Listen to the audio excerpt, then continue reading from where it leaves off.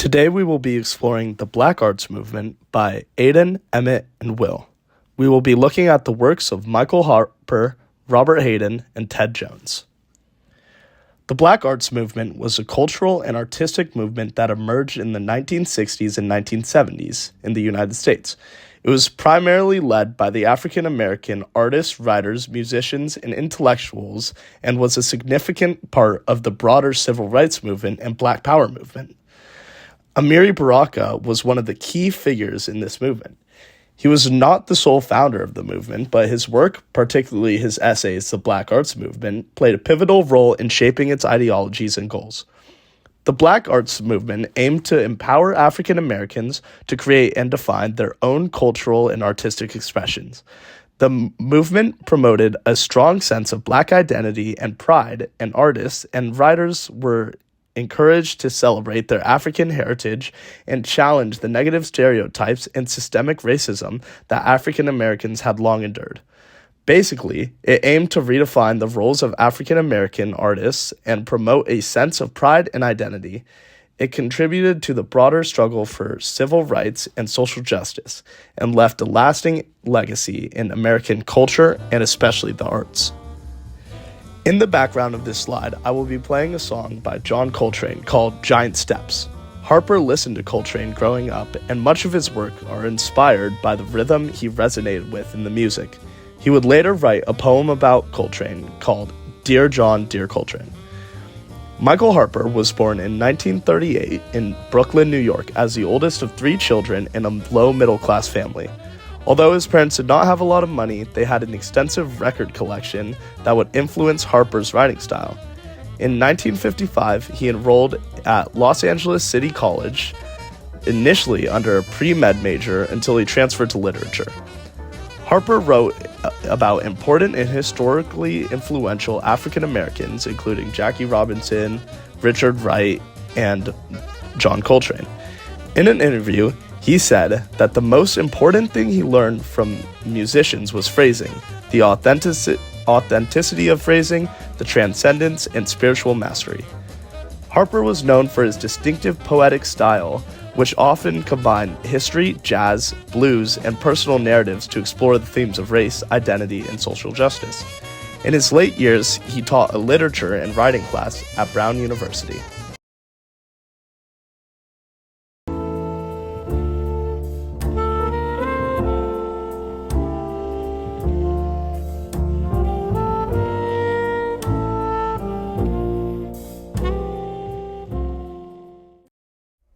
A love supreme, a love supreme, a love supreme, a love supreme.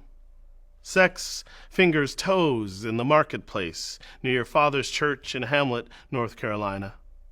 Witness to this love in this calm fallow of these minds. There is no substitute for pain. Genitals gone or going, seed burned out, you tuck the roots in the earth. Turn back and move by river through the swamps, singing, a love supreme, a love supreme, a love supreme, a love supreme. What does it all mean? Loss so great, each black woman expects your failure and mute change, the seed gone. You plod up into the electric city. Your song now crystal and the blues. You pick up the horn with some will and blow into the freezing night. A love supreme, a love supreme. Dawn comes and you cook up the thick sin tween impotence and death. Fuel the tenor sax cannibal heart, genitals and sweat that makes you clean. A love supreme, a love supreme. Why you so black? 'Cause I am. Why you so funky? 'Cause I am. Why you so black? 'Cause I am. Why you so sweet? 'Cause I am. Why you so black? 'Cause I am. A love supreme, a love supreme. So sick you couldn't play Naima. So flat we ached for song you'd concealed with your own blood. Your diseased liver gave out its purity.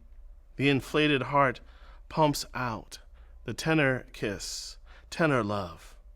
A love supreme, a love supreme, a love supreme, a love supreme. Dear John, Dear Coltrane by Michael S. Harper is a heartfelt and lyrical exploration of love and loss.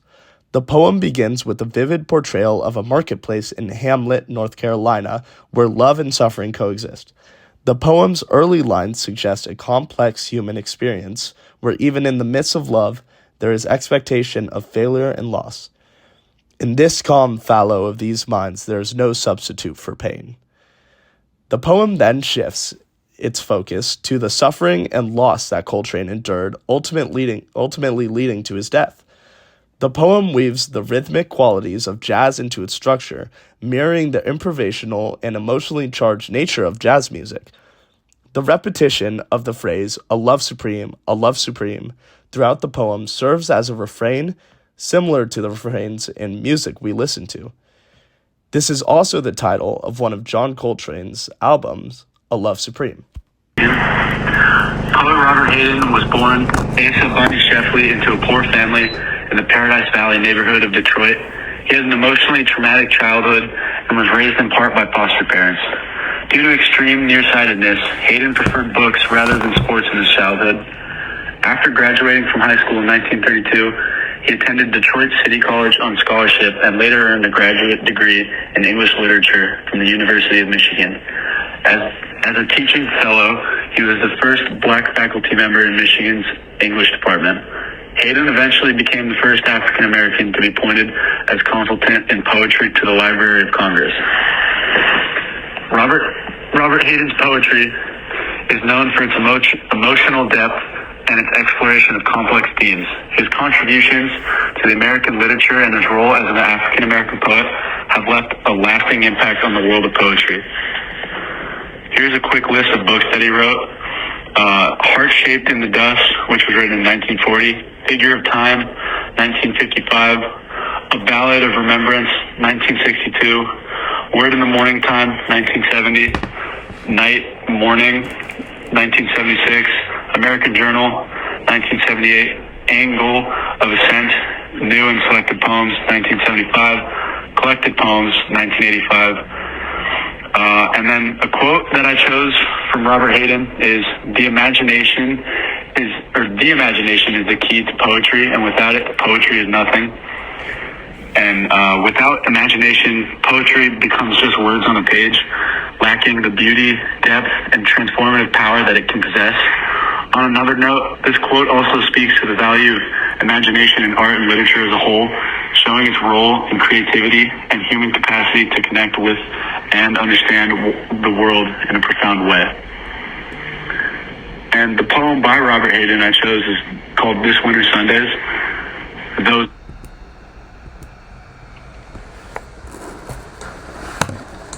Here is a poem that comes directly out of my boyhood in Detroit, and it's called Those Winter Sundays.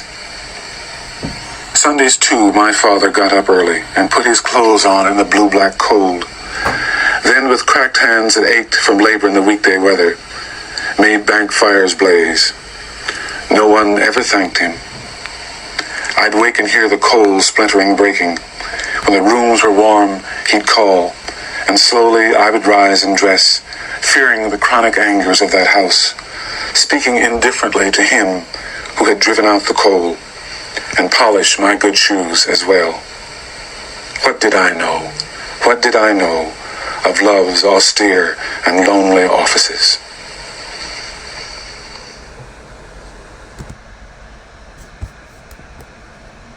Those is called This Winter Sundays. Those Winter Sundays. In Those Winter Sundays, Robert Hayden explores themes of love, sacrifice, and the passage of time. The poem serves as a sad reminder of the often unrecognized and unspoken acts of love and devotion that exist within families.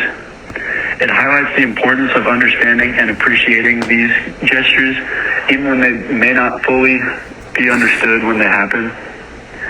As the poem progresses, Hayden reflects on how he failed to fully appreciate or understand his father's efforts at the time. He acknowledges that he took his father's sacrifices for granted and did not recognize the love and care behind those actions. The poem ends with a sense of regret as Hayden realizes the depth of his father's love and the emotional distance that existed between them. This poem, Those Winter Sundays, can be connected to the Black Arts Movement through its exploration of personal and family history, as well as its depiction on social and economic issues faced by Black individuals and families. While not a racial poem in the style of some Black Arts Movement works, it still contributes to a broader conversation about African American identity and experiences. And there were 2 awards that he won for this poem, and they were the Grand Prize for Poetry at the First World Festival of Black Arts and the Consultant in Poetry to the Library of Congress. Born July 4th, 1928 in Cairo, Illinois. He passed away April 25th, 2003 in Vancouver, Canada. Ted Jones was an influential African-American jazz poet, painter, and trumpeter known for his energetic performances. Born in Cairo, Illinois, Jones studied at Indiana University, then moved to New York City in the 1950s, where he became a very well-known and respected figure in the Beat Generation literary and art scenes. He later did a lot of traveling and traveled throughout various countries such as France, Spain, and Morocco. Throughout his career, Jones had many inspirations. His poetry was deeply rooted in jazz, African culture, and surrealism. Jones was a successful writer, producing numerous poetry collections, including funky jazz poems and black powwow jazz poems.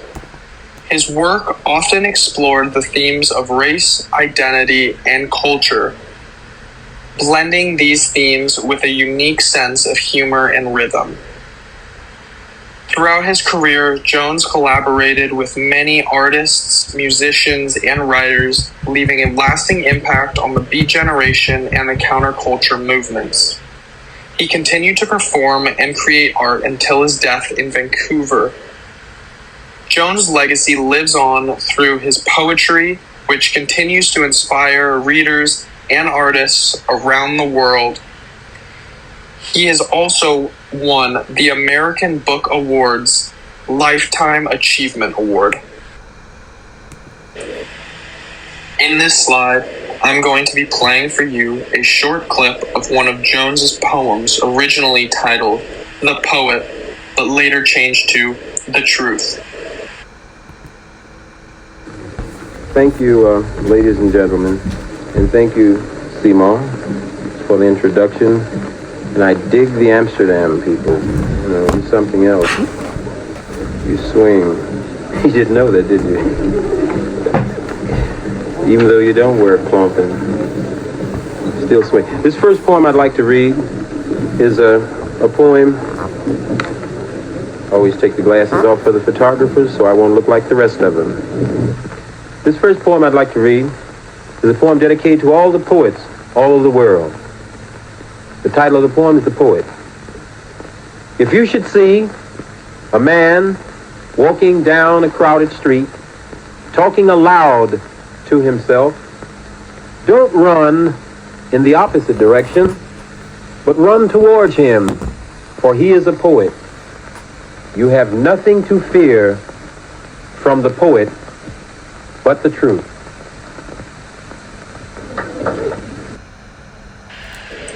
When first looking at this poem, you can see that it is written in a unique format that appears formless and unintentional at first glance. But if you take a closer look at it, you can see the intentional placement of the line breaks that signify a lot of purpose and meaning. The word aloud is capitalized to emphasize a specific point, indicating a self-addressed statement rather than one to everyone. If you were to first look at it, you would think he was speaking aloud to everyone, but after a little bit of suspense and a very well-placed line break, you can see it is not to everyone, it is just to himself in the following line. In the poem, Jones has a lot of opposites that conflict direction with each other that help add depth and complexity to the reader's interpretation of the poem. In this poem, it is very apparent of the jazz music's influence on Jones's writing, mirroring its very powerful yet harmonious composition, just as jazz music combines various instruments to create a balanced symphony of sound. This poem assembles words into a very harmonious blend, forming almost a poetic masterpiece. In this same video clip of him reading the poem, afterwards, an audience member tries to clap for him, and this is a quote from him reacting to the fan clapping. Nah, man. Keep your claps to yourself. I don't need that. This helps emphasize Bam's pessimistic view on African Americans' rights and their struggle, as he is doing this for the greater good of the cause, and it doesn't have anything to do with himself. He is looking for change, and he is looking to stand up for what is right. He is not doing this for his own glory. Now we're going to be going through a quick Zuhitsu. Standing up for what's yours. I'll be playing lo-fi music in the back, just like Mr. Brown likes it. I'll give you 2 minutes for each prompt.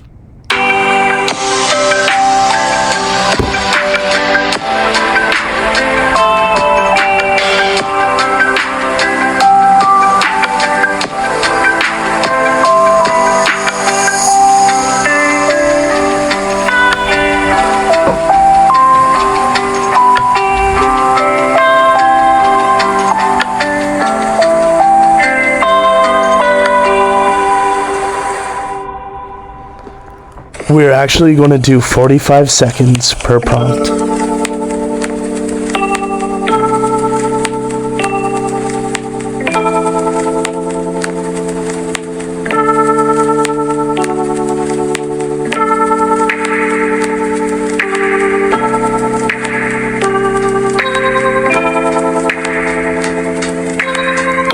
Five seconds.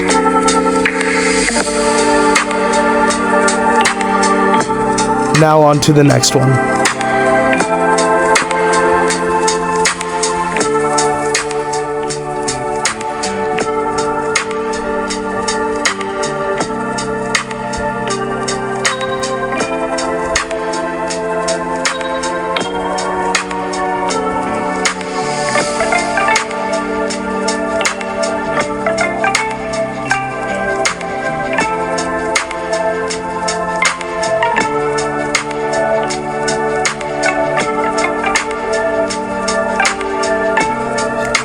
Five more seconds.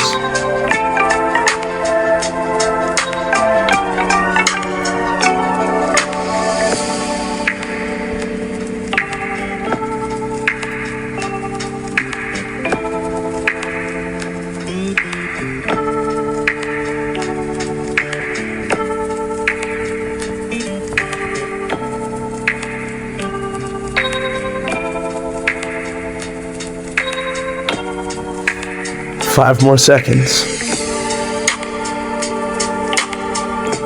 Next one.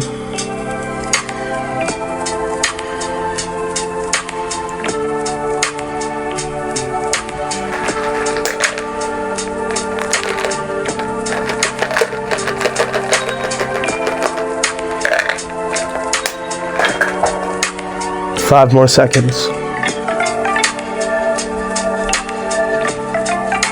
Moving on.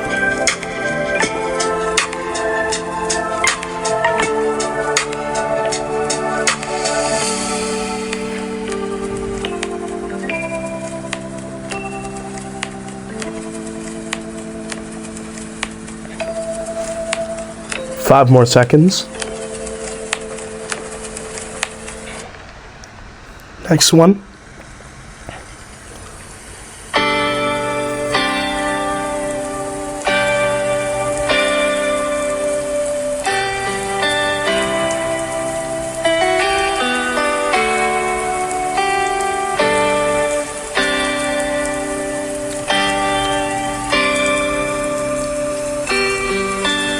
Moving on.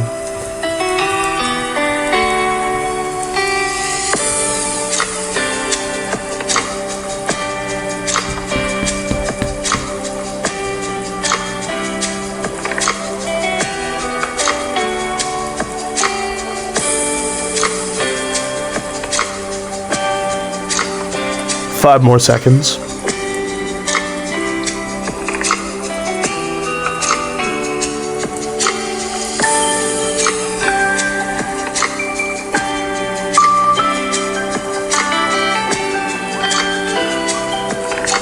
And that will conclude our zoo hit 2.